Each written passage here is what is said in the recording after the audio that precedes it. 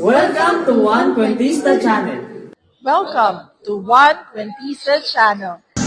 Welcome to One Cuentista Channel.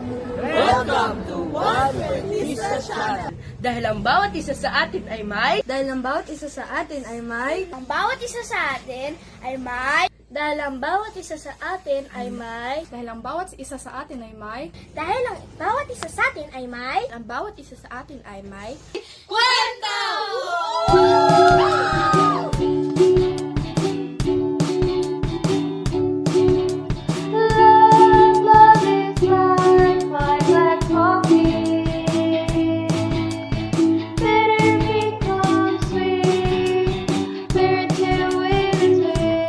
Binabati ko yung apo ni Dr. Galawan.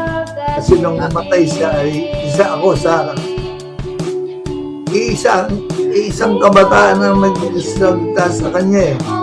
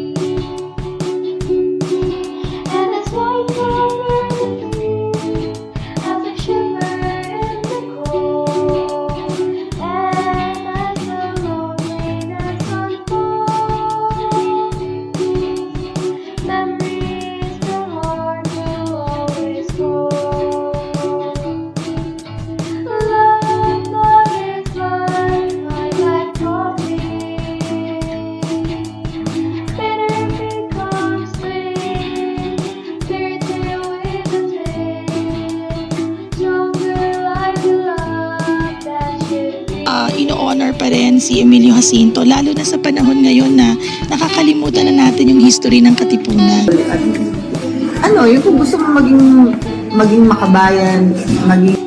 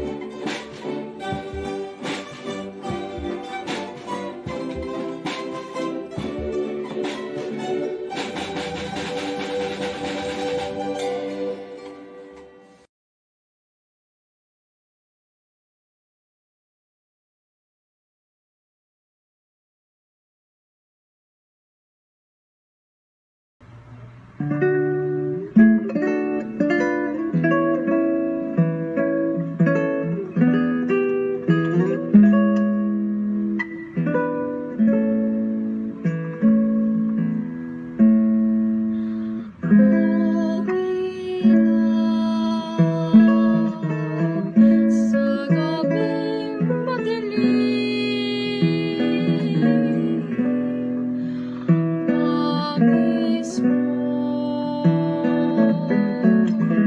bituin sa langit. Utang na sa gabing tahimik, larawan mo nining, nagbigay pa sa'kin ay gising at magbangon sa pagkagupiling, sa pagkakatulog na lubhang mahimik.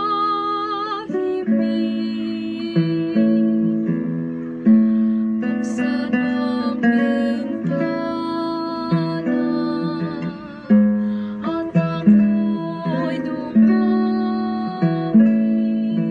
nang mapagtanto mo ang tunay kong paglaing.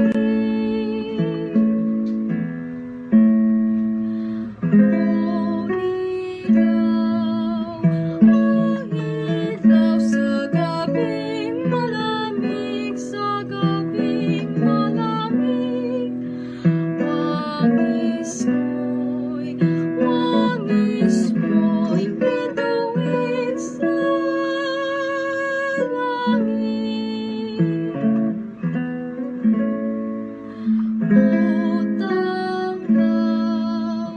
Utang law sa gabing tahimik, larawan mo nining, nagbigay pa sa'kin ay gising at magbangon sa pagkagupiling, sa pagkakatulog na lubhang mahimik. Buksan ang bintana at ako'y dumawit nang mapagtanto mo ang tunay kong paglaing.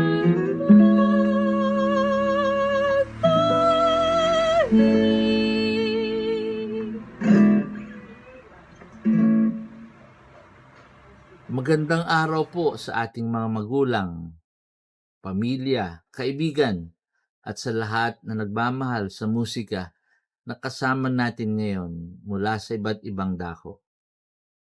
Bago po natin formal na simulan ng ating espesyal na pagtatanghal, nais ko muna kayong maglakbay sa isang maikling kwento. Ilang buwan na ang nakalilipas, may isang grupo ng mga mag-aaral na humaharap sa isang malaking hamon.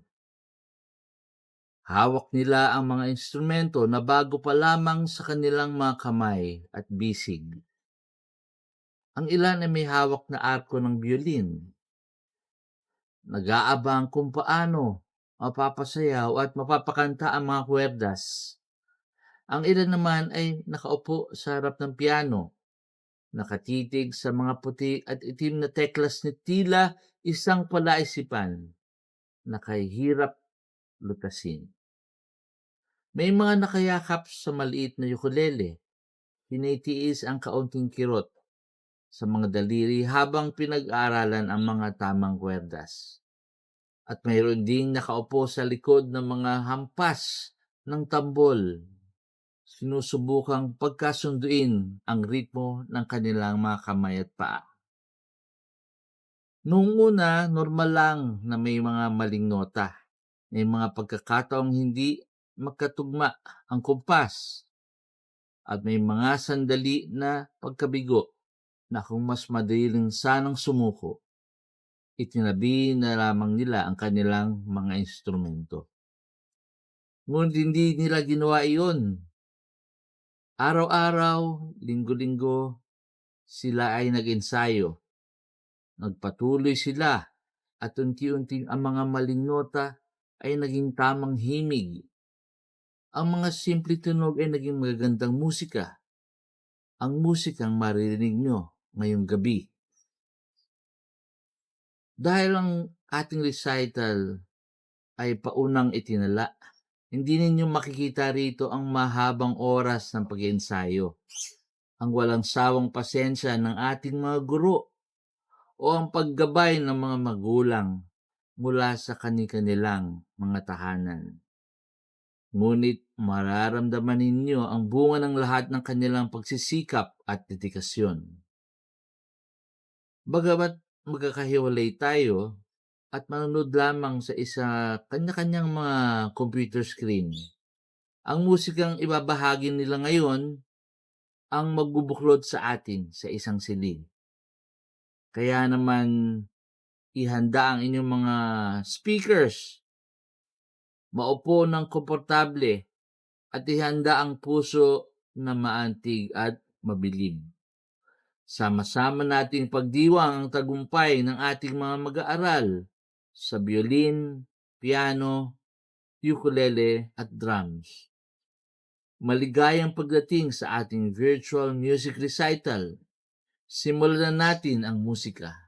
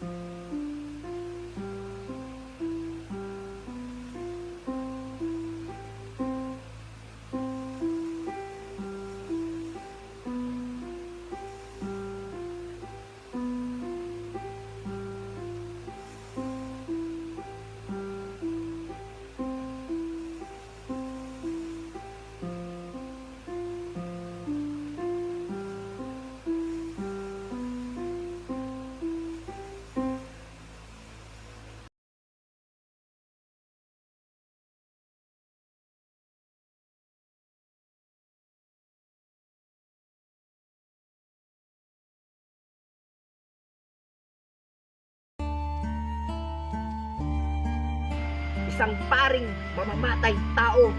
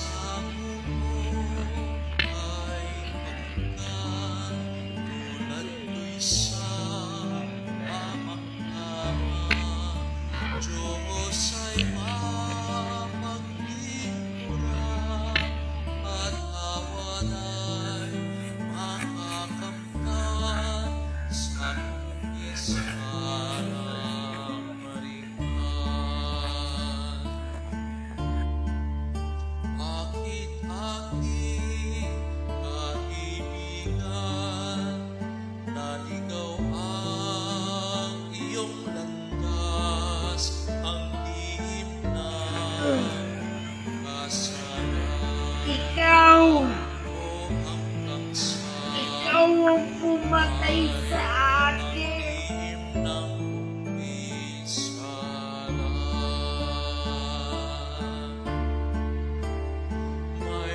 Mayroong pakasang tao, sana ay panagutan mo. Ituro man nila'y ako sa sala na ginawa mo. Ricardo! Tulong! Alberto! Isabelita ang kuya mo! Igalang mo natin ang simbahan. Arestuhin ako sa labas ng simbahan.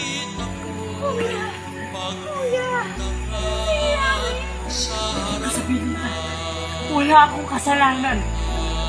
Wala akong kasalanan. Wala akong kasalanan!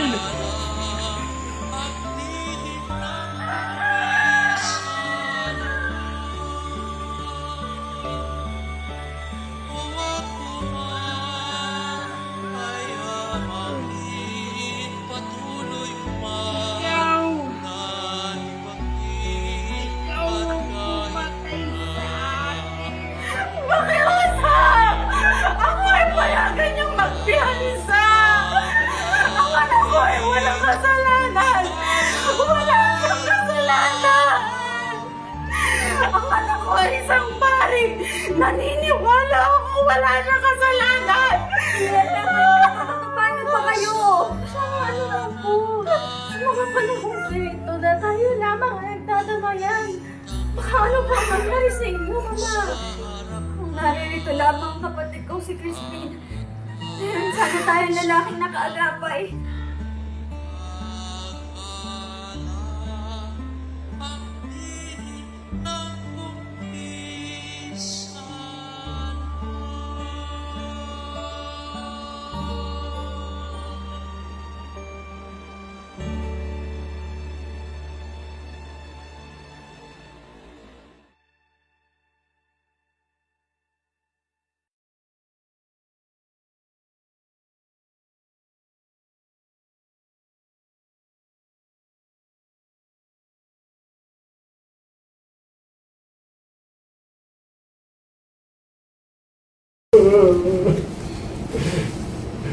Ayaw lamang pong ginawa kong pag-ubay sa patay.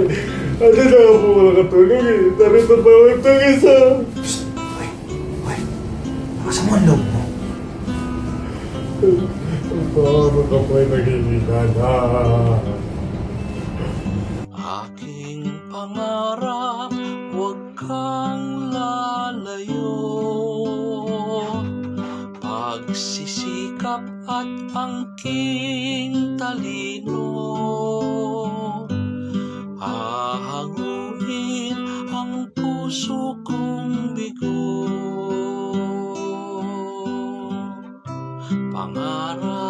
Pangarap, mag-aabot din tayo.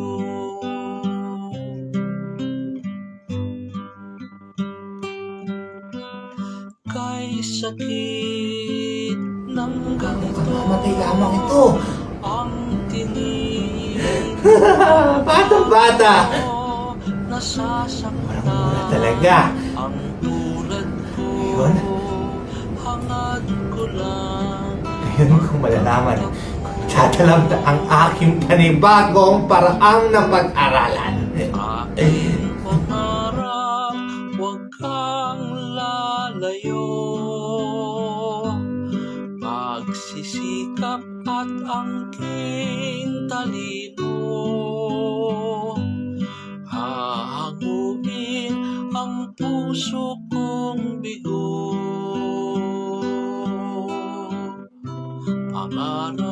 Pangarap, mag-aabot din tayo.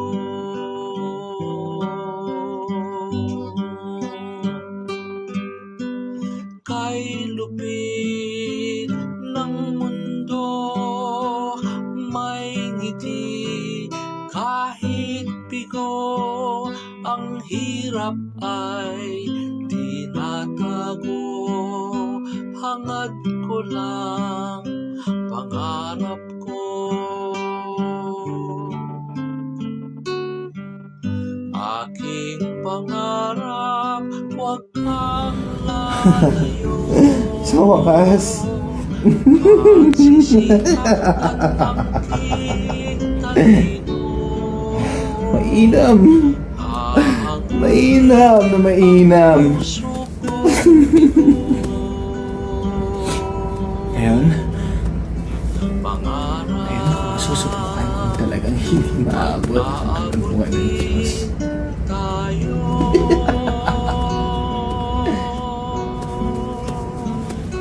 Evan! Evan! Bakit ito? Nalaso na po ba kayo? Ewan ko. Didilim ang paningin ko. Tadi, iatid mo ako sa aking higaan. Opo, Panginoon.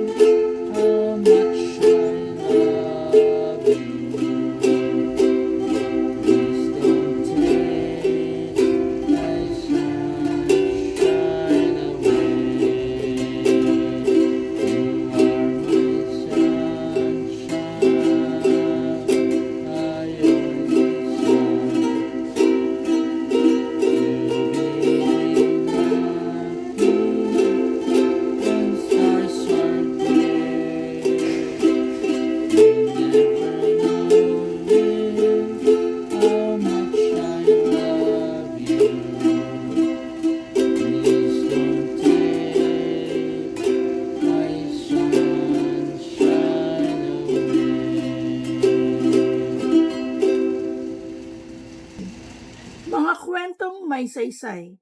Isang pagbubunsod ng mga mag-aaral sa musika ng One Kwentista. Isang paraan ng pagbibigay daan na ipamana sa kabataan ang musika at kultura. Ang mabigyan ng pagkakataon ng lahat na mag-aral at maibahagi ang sining ay isa sa mga adhikain ng One Kwentista.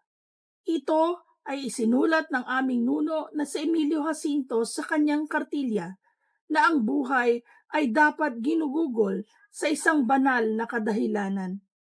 Ang sining ang siyang naging daan upang ipaalam sa lahat ang kanilang saloobin. At ayon sa kauna-unahang science fiction Sa Timog Silangang Asya na isinulat naman ng aming nuno na si Dr. Fausto J. Galauran, hindi tayo dapat magkasya lamang sa itinuturo sa paaralan. Kailangan pa natin itong pagyamanin sa pamagitan ng pag-aaral at pag-aaral pa. Ngayong buwan ay ipinagdiriwang natin ang pambansang buwan ng pamana na nakatuon sa mga ugat at abot tanaw. Ating ibinahaging pamana, ating sama-samang kinabukasan, at kabahagi ang aming mga nuno ay aming binabati ang mga mag-aaral ng 120ista sa pagbubunsod na ito at pasasalamat sa lahat ng nakasama namin sa loob ng mahigit 20 taong pagbabahagi ng sining at kultura.